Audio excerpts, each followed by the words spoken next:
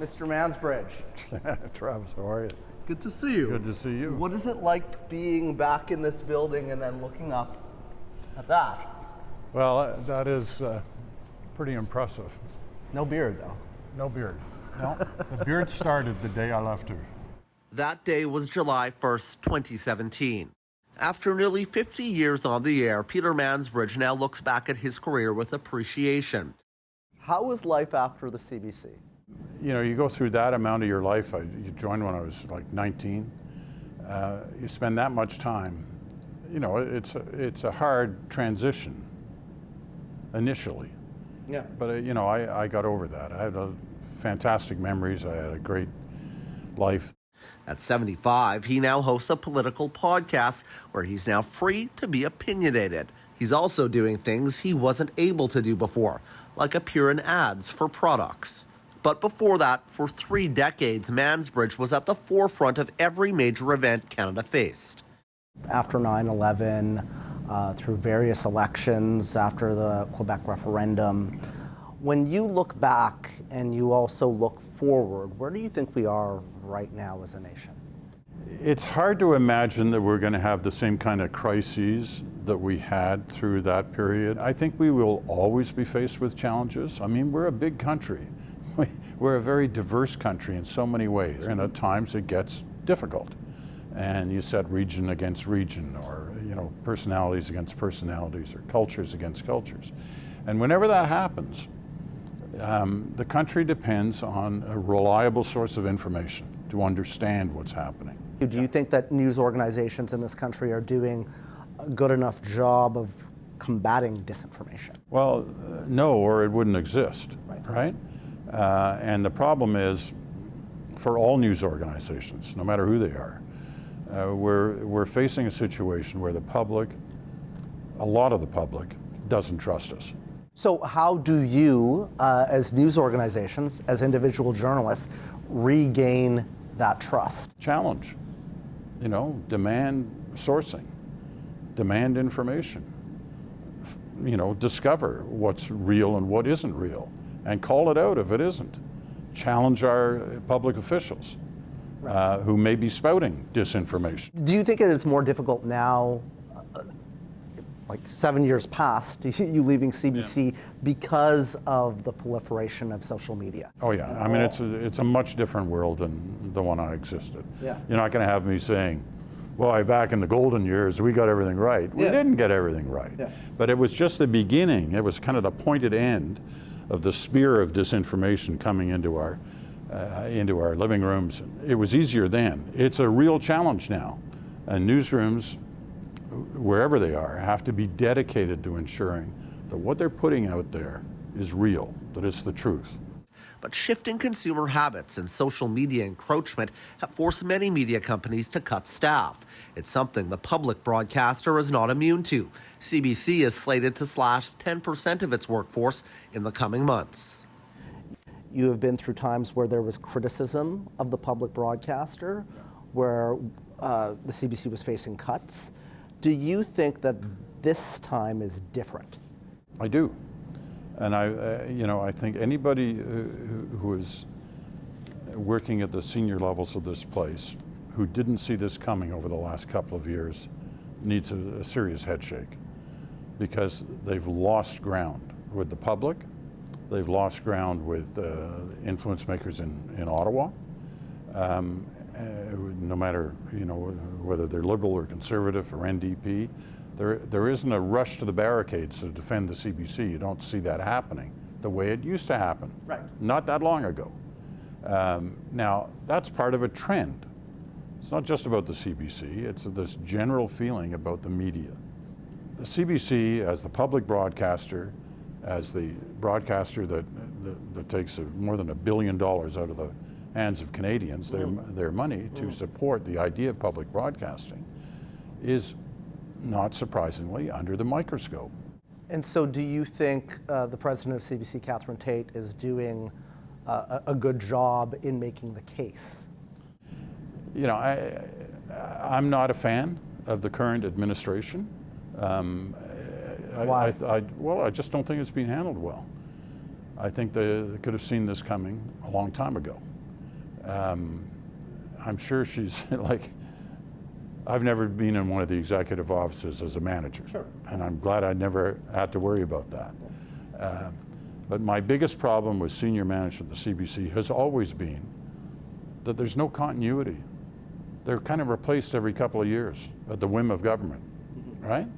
And so sometimes you end up with people who know nothing about broadcasting. She's not one of them. She had a broadcast background to some degree, but others have come and arrived in the job with no experience at all in managing a billion-dollar network. Yeah. And by the time they've been there 2 or 3 years, they kind of understand what the CBC is about, but then they're on their way out, and then somebody else is coming in. That's not the way you fix this place. And you don't fix this place by having an unclear mandate of what you're going to serve. So how do you fix it? Well, you start by, if you're reducing budgets, you got to make some tough decisions about what the place stands for and what it should be doing in terms of public broadcasting. You ask Canadians what's the most important part of the CBC to them, the majority will say news and current affairs. You know, as much as a lightning rod that can be that is the for many Canadians. That's under attack right now. Yeah, no, but as much of a lightning rod as it is, many Canadians will give you that answer. But who gets slashed the most? News and current affairs. So make the case for public broadcasting. Here's the easy way to make the case.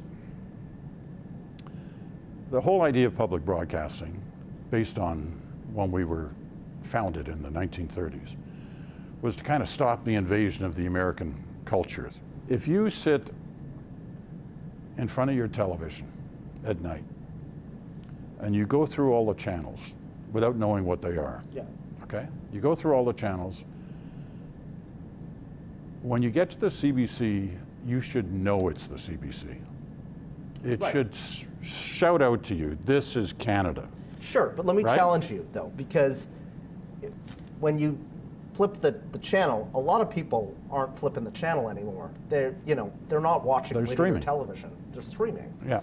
So I mean, when there are, well, we can get in the streaming game. There's no reason. I keep saying we. I'm not here anymore. I'm out of here. But there's no reason why the CBC can't be a generator of content for streaming. Sure. And is. It is. And it's trying some innovative new ways of doing that, and good for them. Hopefully, it's not too late on that front.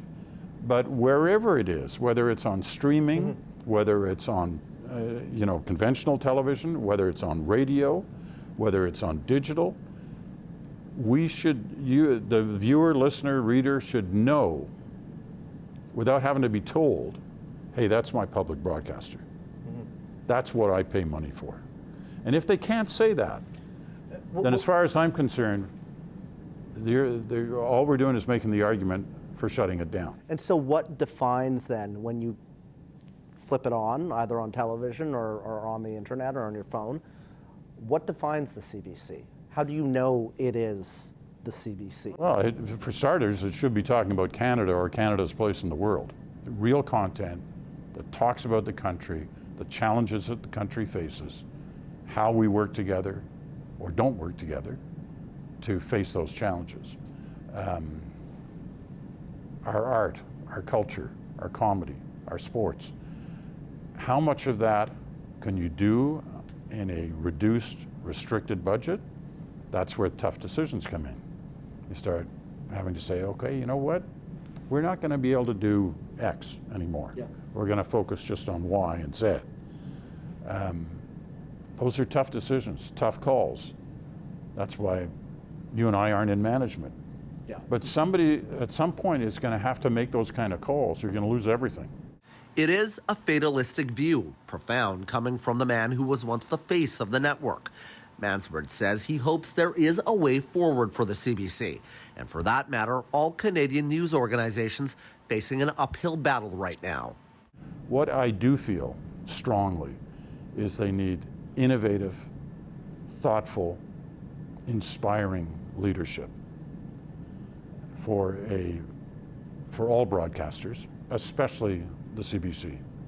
If it's going to survive, It's going to take that. Not only that they can inspire Canadians and that they can convince governments to support them, but they can inspire their own staff. And that was the thing that was so disheartening about when Adrian asked the president, are you going to cut bonuses? So there's a chance bonuses could still happen at a time when jobs are being cut? I'm not going to comment on something that hasn't been discussed at this point. I was appalled. I mean, I was appalled, as were a lot of people, but I knew what it must be like in here. And I'd heard from some people, people crying in the hallways because they were going to lose their jobs. They knew they were going to lose their jobs. Young people who were just starting off in the business, who had the most promise. That's not a way to ensure the future when you take those who have the most promise and have the best new ideas, you know. So where do I think it'll be in 10 years from now? Well, I know what I hope. I hope it will be a restructured, rebranded, rethought out CBC. A public broadcaster that Canadians want to support. Don't want to walk around with placards saying defund the place. But it's going to take some smart thinking in this building and others to ensure that happens.